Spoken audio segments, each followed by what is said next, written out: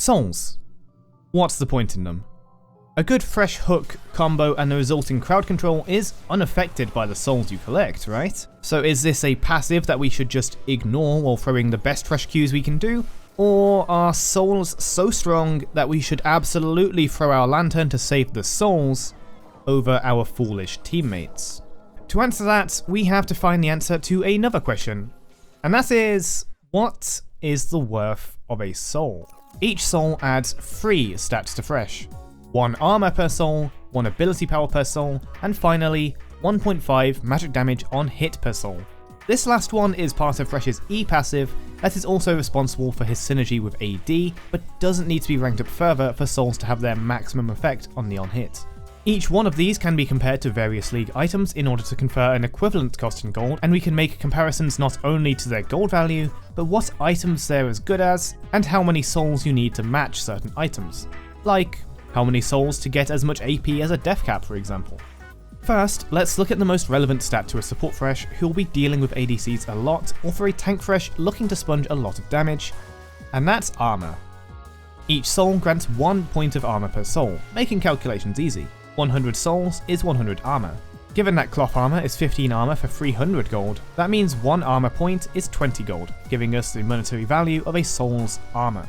This means that in order to match Chain Vest and its 40 armor, you need 40 souls worth 800 gold, meaning 80 souls is worth 1,600 gold in armor, and 100 souls is worth 2,000 gold in armor.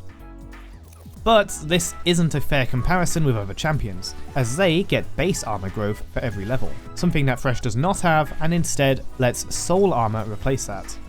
If we compare to another support tank in Braum, who maxes out at 135.4 base armor at level 18, he has a total armor growth of 88.4. That growth is worth about 1,768 gold, and by 89 souls, Thresh will have grown more than Braum has, and with 108 souls, he'll have outpaced Braum's natural armor entirely. And just for fun, the highest base armor in the game normally is actually Braum, but even higher is Mega Gnar at 149.4 armor at level 18, which Thresh surpasses once he gets 122 souls, something certain Thresh builds can get reasonably often by 30 minutes.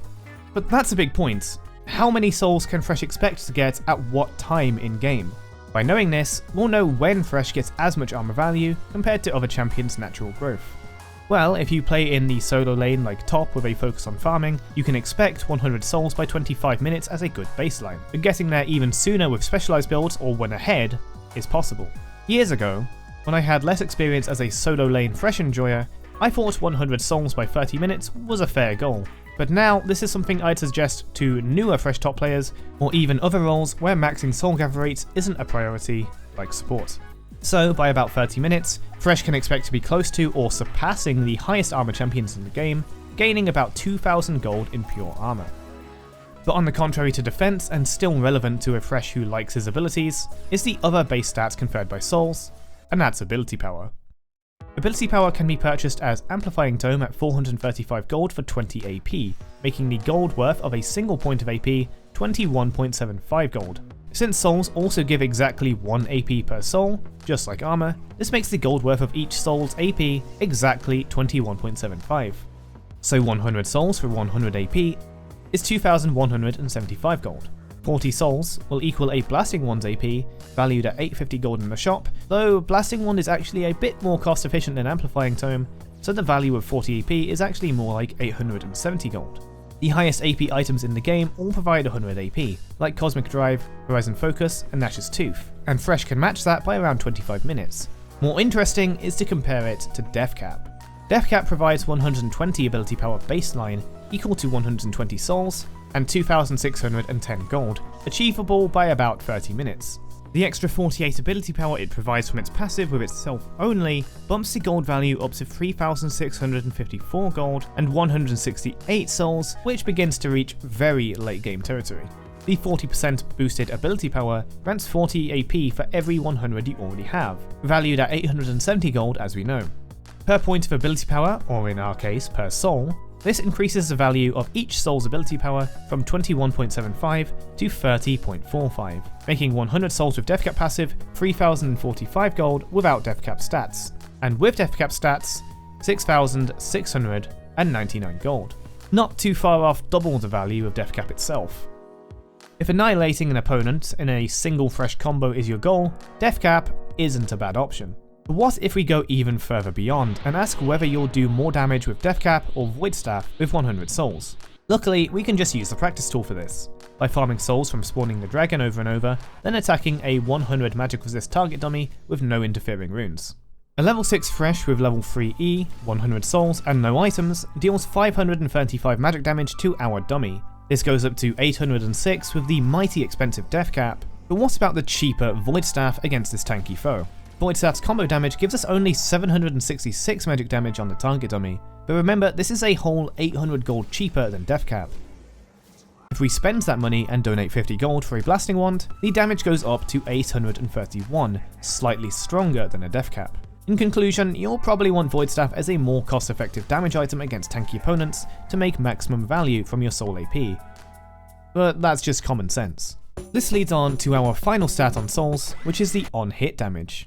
Each soul grants 1.5 on-hit magic damage, meaning damage dealt on every auto attack so long as you have at least one level in Thresh's E. It does not need to charge up and will simply be added to every auto attack, no matter how long you've charged it or how much AD you have. The gold value of 15 on-hit magic damage derived from Recurve Bow is 325, giving us approximately 21.67 gold per point of on-hit damage. But by dividing the 15 on-hit value by 10, we get our 1.5 magic damage valued at 32.5. This makes 10 souls the equivalent of a Recurve Bow, where Thresh can overtake a level 18 Wit's End at only 54 souls, providing 81 on-hit damage worth 1,755.27 gold. Naturally, 100 souls deals 150 magic damage on hit, worth about 3,250.5 gold, almost as much as a Blade of the Ruined King. Though Blade of the Ruined King is doing as much or more damage in physical damage if the target has at least 1,667 health, when wielded by a ranged champion. So we have the gold values of our different soul stats, meaning every single soul collected is worth 20 gold in armor, 21.75 gold in AP, and 32.5 gold in on-hit magic damage. Simply added together, each soul has a gold value of about 74.25. At 100 souls, the bonuses can be valued around 7,425 gold, about 2 expensive legendary items worth, or 2 average price items and a tier 2 boots. At 25 minutes, Thresh is gaining 2 items worth of golden stats. However, if the average armor of the support tanks is about 122.43 or 126.11 if Rel and Tarek have their armor boosting passives active and maxed, that only puts an 100 souls Thresh about 6 armor ahead of his peers, and only 2 armor ahead if those passives are calculated. This puts his gold value from armor at only 120 gold, or just 40 gold when counting the armor passives, if you didn't want to count keeping up with his peers as a bonus. That leaves the total worth of 100 souls in these instances as 5,545 gold, or 5,465 gold, which is still about 2 legendary items. But that doesn't have an impact on our 74.25 gold per soul number, so the real question is, are these stats important? As mentioned at the start, AP might increase your ability damage, but if you're primarily just locking enemies down for your team, is it really necessary or a priority to collect? Enemies focusing you as a support isn't likely, so is the armor worth it? Are you even spending enough time auto-attacking for the on-hit value to be worth anything? Though the average support Thresh may not need these stats, they still provide benefit, and it's hardly a question to ask if beneficial stats are good or not. While you may not be flash lanterning to grab a soul out of reach, they still have good value as a support, as your armor can give you more leniency and freedom to pick fights and get into advantageous positions without being punished with literal death. Ability power gives an extra threat to your combos, making it an easier job for your team or AD carry to clean up, and on-hit damage fills your downtime when your abilities are on cooldown. But what can you do to get even more value from these stats? In terms of armor, you can multiply the value with the rune conditioning, increasing your bonus armor by a percentage. In a similar vein, taking Overgrowth grants more health to synergy with that armor, creating overall greater effective HP. The armor will also scale the damage of Thorn Mail, so if you can absorb enemy fire and attention, that can be a good way of maximizing on those souls. Perhaps more interesting to talk about is the ability power. Though we've mentioned Death Cap's literal percentage increase already, you can also grant yourself more AP ratios in which to channel that bonus ability power. Everfrost, Nash's Tooth and Lichbane are good examples of additional ratios to play with the AP, with Nashers having additional synergy with the on-hit effects as well, which in turn are boosted by any kind of attack speed to apply the on-hit faster, but also by durability so you can on-hit DPS for longer before dying. Additionally, though far from the realms of support Thresh, Ginsu's Rageblade and Runan's Hurricane can apply the on-hit effects multiple times, with Season 13's Mythic Rageblade providing the hybrid and magic penetration to boost that soul granted damage. Each stat can be built around if you feel like it. Tank Thresh with a lot of souls and ways of maximizing that armor with Jack-Show the Protein, Thorn Mail, or even just working with effective HP like Heartsteel makes him a nightmare for physical damage champions to take down, requiring them to take Last Whispers and Black Cleavers. Building around AP turns the CC lockdown combo into a touch of death with a lot of AP.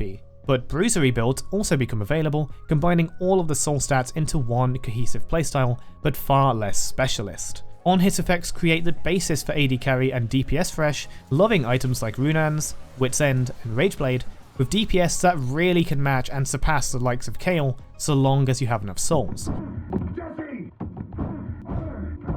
Am I forgetting something? Something kinda important. But I don't think there's anything left that's relevant to a support Thresh. It's not like he has shields like an enchanter or anything. Oh. Thresh's W, Dark Passage, gains 2 shield per soul. Now, there are no basic items that straight up grant shields for us to derive a gold value from that, so instead we can choose to count each point of shield the same as a point of health, as that's essentially what it is. In this case, a Ruby Crystal has 150 health from 400 gold, and so we can deduce that 1 health is 2.67 gold, making the 2 health from 1 soul worth 5.34 gold, and 100 souls giving 200 health worth of shields would be 534 gold. This can be doubled again if Thresh shields both an ally and himself, so 100 souls would provide 1068 gold worth of health in shields. Though, bear in mind, they're temporary, and don't increase maximum health for the sake of things like overgrowth that scale with it. If we combine that with our stat increases, then so long as you're shielding one person and using that shield health completely, each soul has a gold value of 79.59, or if shielding another ally as well, a gold value of 84.93. I don't like counting this since it's temporary and has a cooldown, but for completionist's sake, there it is. In most off-meta fighter Thresh builds and support Thresh skirmishes, you probably are using all of that shield, so the 79.59 value is quite fair as well. And though talking pure values can sound very appealing on paper, Thresh has a number of issues that prevent these things from becoming meta. His glaring weakness in base magic resistance reduces his ability to tank, and his high cooldowns and skill floor make AP builds less appealing compared to other options. And his uniquely bad attack windup stat and low attack range make his on-hit builds significantly harder to wield than champions made for on-hit and AD carry roles. However, there's a lot of ways these stats can work together, whether it's assisting you, the assistant support Thresh, or being the basis of an off-meta build that wants to wreak a special kind of havoc.